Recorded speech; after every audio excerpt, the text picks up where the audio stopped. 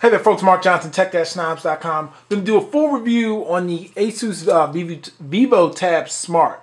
Very, very nice, thin and light tablet Asus has brought on.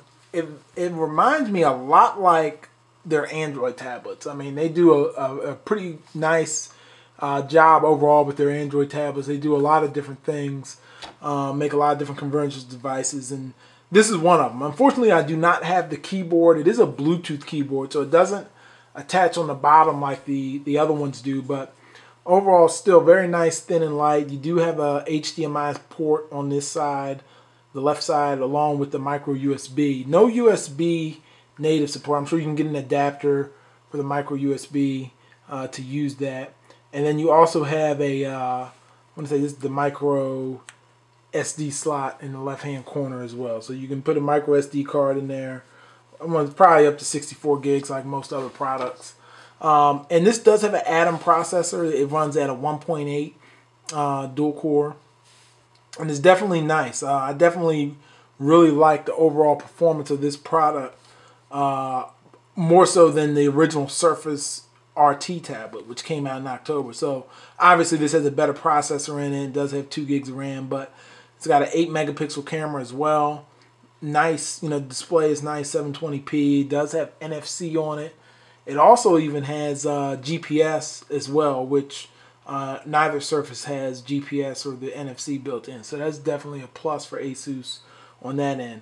Other than that, they really didn't throw a lot of extra apps in here.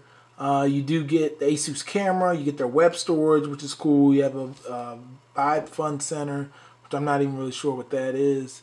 I may have touched on this in the past. It looks similar to other products, but yeah, everything loads. Yeah, this is kind of like their music and all that other kind of stuff. So not too bad, but I never really got into it. I didn't really think it was all that great initially when I messed with it, but nonetheless, it's back for the Vivo Tab Smart. But other than that, it's a nice tablet.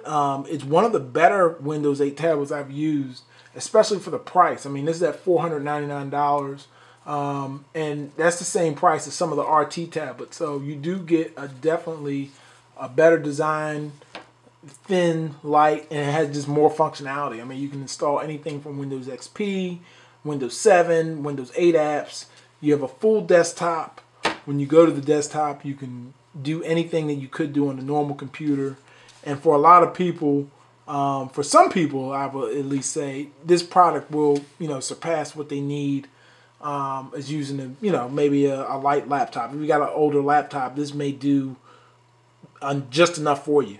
You can even see a picture of what the keyboard looks like as they have a nice little wallpaper desktop background there. So overall, nice product, and like I said, you can install. They got live update. I could double click, run a Windows app, and it runs just fine. It's running the background for the live update. So one thing I do notice when you hit the Windows button at the bottom, it doesn't give you any kind of feedback. So sometimes you may not know if you've hit it right or not. So that's one thing to keep in mind. But other than that, very nice tablet. I can definitely recommend it.